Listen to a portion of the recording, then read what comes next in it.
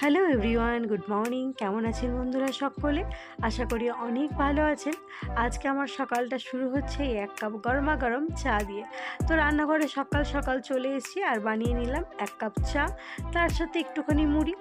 তারপরে ব্রেকফাস্ট যেহেতু হয়ে গেছে, বাবুকে এতক্ষণ পড়াচ্ছিলাম, তো পড়িয়ে উঠে ভাবলাম রসুনগুলো আর কি ছিলে রাখি, আজকে একটু চিকেন বানাবো ভাবছি। আর এত পরিমাণে সকাল থেকে মেঘ, কী বলবো, পুরো মেঘলা ওয়েদার, একদম ভালো লাগে না। মেঘ এত পরিমাণে বৃষ্টি হয়ে হয়ে হয়ে না বিরক্ত ধরে গেল। আর জামা কাপড়ের অবস্থা তো খুবই খারাপ। একদিন জামা কাপড় কাচ্ছি তো 3 দিন লাগছে শুকাতে। আর এইদিকে আমার বিছানার অবস্থাটা দেখেছেন? পড়াশুনো করা হয়ে গেছে, ও এখন বাটিতে মুড়ি নিয়ে বসেছে আর চারিদিকে খেলনাগুলো ছিটিয়ে রেখে টিভি দেখছে। খেলনাগুলো তুলতে দেবে না, যে টিভি দেখবে বসে বসে তা না, খেলনাও চাই টিভিও চাই। আমার রসুন ছাড়ানো কমপ্লিট, চলে এসেছি জামা কাপড় নিয়ে বারান্দায়। এইগুলো কালকেকার জামা কাপড়, কালকেকার অধিকাংশ জামা কাপড়ই শুকিয়ে গিয়েছিলো, ওই 2-3টে মতো শুকায়নি, ওইটাই আর কি বাইরে মেলা ছিল। তো ভাবছি একটা দড়িতে শুকনো জামা কাপড় দেবো, একটা দড়িতে ভিজে জামা কাপড় দেবো। এই দড়ি দুটো লাগিয়ে না আমার বড্ড বড় উপকার হয়েছে জানেন। জামা কাপড়গুলো একটু তাড়াতাড়ি শুকিয়ে যায়, হাওয়াটা ভালো পায় তো, আর জামা কাপড়গুলো দোলে তো তাড়াতাড়ি শুকিয়ে যায়। তো এই জামা কাপড়গুলোই আর কি কেচে ভালোভাবে নিকড়ে মেলে দিচ্ছি। কারণ ভালোভাবে যদি না নিকড়াই না, ওই নিচেতে আরও যারা ফ্যামিলি রয়েছে তাদের জামা কাপড় মেলা আছে, তো জল পড়লে চিল্লাবিল্লি শুরু করে দেবে। দেখতেই পাচ্ছেন প্রত্যেকটা কোয়ার্টারের একটা ছোট ছোট ব্যালকনি রয়েছে, আর সেই ব্যালকনিটুকুই সম্বল। আর অধিকাংশ ঘরেই তো ছোট ছোট বাচ্চা রয়েছে, তো প্রচুর পরিমাণে সকলেরই জামা কাপড় হয়ে যায়। আর যেহেতু ভালো পরিমাণে রোদ্দুর ওঠে না, তাই জামা কাপড় শুকাতে 2-3 দিন করে টাইম লেগে যায়, তো খুবই অসুবিধা হয়। এখানে তো অধিকাংশ ঘরেই দেখছি ওয়াশিং মেশিন রয়েছে, তো ওদের তো তাও একটুখানি সুবিধা হয়। আবার কেউ কেউ বাইরে থেকে ড্রাই করে নিয়ে আসে, জামা কাপড় শুকিয়ে নিয়ে আসে হালকা করে, তো একবার করে হাওয়ায় দিলেই শুকিয়ে যায়, কোনো অসুবিধা হয় না। যেহেতু আমার এখানে এখনও অবধি ওয়াশিং মেশিন নেই, তাই একটু বেশি অসুবিধা হয়। আর এই মোটা মোটা জামা কাপড়, মোটা মোটা প্যান্ট বলো বা অন্য কিছু বলো, এই সমস্ত শুকাতে প্রচুর পরিমাণে টাইম লেগে যায়। আর আমাদের এই যেহেতু ব্যালকনিটা পেছন দিকে না, অতটা পরিমাণে রোদ্দুর আসে না। এখন তাও দেখছি হালকা হালকা রোদ্দুর এসছে বলে কেচে ভালোভাবে মেলে দিলাম। এটাকেই শুকাতে এখন আমার 2 দিন টাইম লাগবে। আর ঘরের মোটামুটি কাজ সমস্ত কিছু কমপ্লিট হয়ে গেছে। বাবু তো আজকে স্কুলে যায়নি, আর আজকে যেহেতু ওদের স্কুলে ছুটি, আর ওর তো মজাই হয়েছে। সকাল থেকে শুধু ও সকাল সকাল ঘুম থেকে উঠে কিন্তু ও হোমওয়ার্ক কমপ্লিট হয়ে গেছে, এখন বসে বসে খেলা করছে, টিভি দেখছে, এইভাবেই আজকে দিনটা কাটাচ্ছে। যেদিন তো স্কুল থাকে সেদিন সকাল 9টা থেকে 1টা অবধি পুরোপুরি স্কুলেই ওর টাইমটা কেটে যায়। আমার তো জামা কাপড় কাছাকাছি কমপ্লিট হয়ে গেছে, মেলা হয়ে গেছে।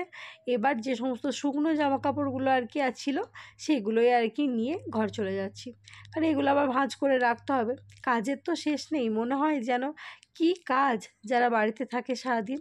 কিন্তু হাউস ওয়াইফদের যে কি কাজ, কি বলবো। সারাদিন আমার হাজব্যান্ড বলে, কি করো সারাদিন বাড়িতে বসে? সারাদিন তো বসে থাকো, শুয়ে থাকো, এই টুকুর টুকুর কাজগুলো কতটা টাইম লাগে বলুন তো করতে। আর যেহেতু আমরা সারাদিন ঘরের ভেতরে থাকি না, যদি না একটু পরিষ্কার পরিচ্ছন্ন রাখি, নিজেরই ভালো লাগে না। আর যেহেতু ছোট বাচ্চা থাকে, তো প্রচুর প্রতিদিনকার কাচাকুচি থাকে। তাও তো এখন একটু বড় হয়েছে বলে জামা কাপড় কাচাকুচি অধিকাংশ অনেকটা পরিমাণে কম। আগে তো এর চেয়েও অনেকটা পরিমাণে বেশি জামা কাপড় কাচতে হতো। এই দড়িটাতে আমি জামা কাপড় মেলে দিয়েছি, আর ওই দড়িটাতে ওই দিদিরা জামা কাপড় মেলে দিয়েছে। গিজারটা অন করে দিলাম, বাথরুমটাও পরিষ্কার করতে হবে, ওটা নোংরা হয়ে গেছে। আর রান্নাঘরের পরিস্থিতিটা দেখায়। এদিকে কিন্তু মশলা বেটে রেখে দিয়েছি, ডালটা সিদ্ধ করে নিয়েছি, ভাতও হয়ে গেছে। কিন্তু আমার কর্তাবাবু এখনও অবধি আসেনি চিকেন নিয়ে। ঘড়ির কাঁটায় কিন্তু অনেকটা পরিমাণে বেলা হয়ে গেছে জানেন, মোটামুটি ওই 1টা বাজতে চললো, এখনও কিন্তু ও নিয়ে আসেনি। তাই ভাবছি যে কি করব। আর এই দিকে তো এখনও অবধি টুকুর টুকুর করে মুড়ি খাওয়া হচ্ছে, আর টুকুর টুকুর করে টিভি দেখা হচ্ছে, এখনও কিন্তু খেলনাগুলো ভরেনি। আমি ভাবলাম আজকে আর চিকেন হয়তো হবে না, ডিমের ঝোলই বানাবো। তা দেখছি শেষমেশ আমার হাজব্যান্ড চিকেন নিয়ে চলে এসে ওই 1টা মতো বাজছে। তো মশলা যেহেতু বেটে রেখেই দিয়েছিলাম, ও এসেই আর কি মাংসটা চাপাতে বসিয়ে দিয়েছে রান্না করতে। কারণ ওকে তো আবার খেয়ে দিয়ে ডিউটি যেতে হবে। আর বললামই তো, আমার ছেলে এমনি কষাকষি চিকেনও পছন্দ করে না, ওর শুধু চিকেন ফ্রাই এই সমস্ত কিছু পছন্দ। তো ওর বাবা ওর জন্যেই আর কি চিকেনটাকে ফ্রাই করতে বসিয়ে দিয়েছে। আমার হাজব্যান্ড কিন্তু খুব সুন্দর রান্না করে, আমার খুব ভালো লাগে ওর হাতের রান্না খেতে। আগে তো আমি কোনো কিছুই করতে পারতাম না, যতটুকু এখন যা পারি ওর জন্য, ওর হাতেই শেখা। আর এইদিকে ফ্রাইটা হচ্ছে, একটু ভালো করে ফ্রাই না করলে তো হবে না। অতিরিক্ত ভেবেছিলাম যে এয়ার ফ্রায়ারে করবো, তারপর দেখছি আবার এয়ার ফ্রায়ার নামাবো, ওই তেল দিয়ে একটুখানি ভেজে দিই। এইদিকে তো চিকেনের ঝোল ফুটছে আর এইদিকে ফ্রাইটা হচ্ছে। আমার স্নান করা হয়ে গেছে, স্নান করে চুপচাপ দাঁড়িয়ে আছি যে কতক্ষণে হবে। বাসনও মোটামুটি ধোয়া হয়ে গেছে, দু একটা এবার যা বাসনপত্র পড়বে। ঠাকুর পুজো করাও হয়ে গেছে। আর এত মানে চিকেন ফ্রাই করতে গেলে এত পরিমাণে চিকেনটা ফাটে না, পট পট পট পট করে, আমার খুব ভয় লাগে এই মাছ ভাজা, এই চিকেনে ফ্রাই করা, এই সমস্ত কিছু আমার খুব ভয় লাগে জানেন। মানে শুধু ফাটলে মনে হয় দেখো চোখে মুখে ঢুকে যাবে। চিকেনগুলো তো মোটামুটি ভাজা কমপ্লিট হয়ে গেছে, তো আমি একটুখানি টিস্যু পেপার নিয়ে আসতে চললাম। এইখানেই আর কি টিস্যু হোল্ডারের ভেতরে টিস্যুগুলো রাখা থাকে, ওর উপরে আর কি চিকেনটাকে রাখবো, তাহলে তেলটা সোপ হয়ে যাবে, ভালো হবে। আর অতিরিক্ত বেশি তেল তো খাওয়া ভালো না, তো একটুখানি মুছে মুছে আর কি খাবো। আর এই দিকে দেখো ফ্রাই হয়ে গেছে বলে আমার হাজব্যান্ড তুলে তুলে নিচ্ছে আর কি।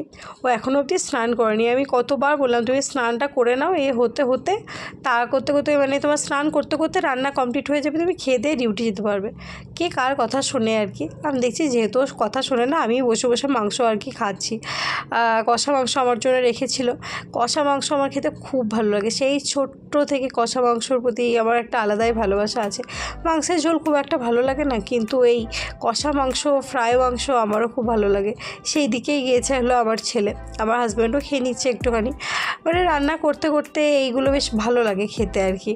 যাই হোক, মোটামুটি তো রান্না কমপ্লিট হয়েই গেছে। এই দেখো আজকে চিকেনটা একটু কষা কষা বানিয়েছে, ঝোল একদমই রাখিনি।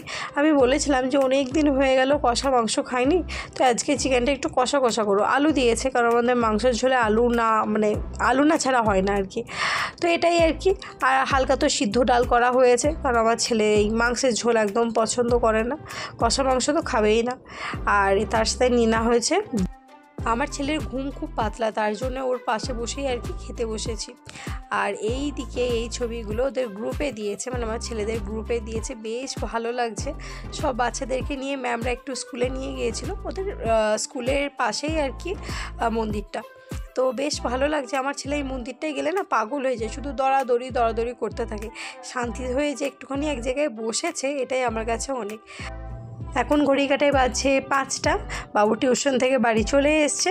তারপরে দেখো ভুট্টাটাকে পুড়িয়েছে ওর বাবা, এখন আমরা সবাই মিলে ভুট্টা খাচ্ছি। আজকের ভিডিওটা এতটুকুই রাখলাম, কেমন লাগলো প্লিজ কমেন্ট করে জানিও। সবাই ভালো থেকো, সুস্থ থেকো, বাই।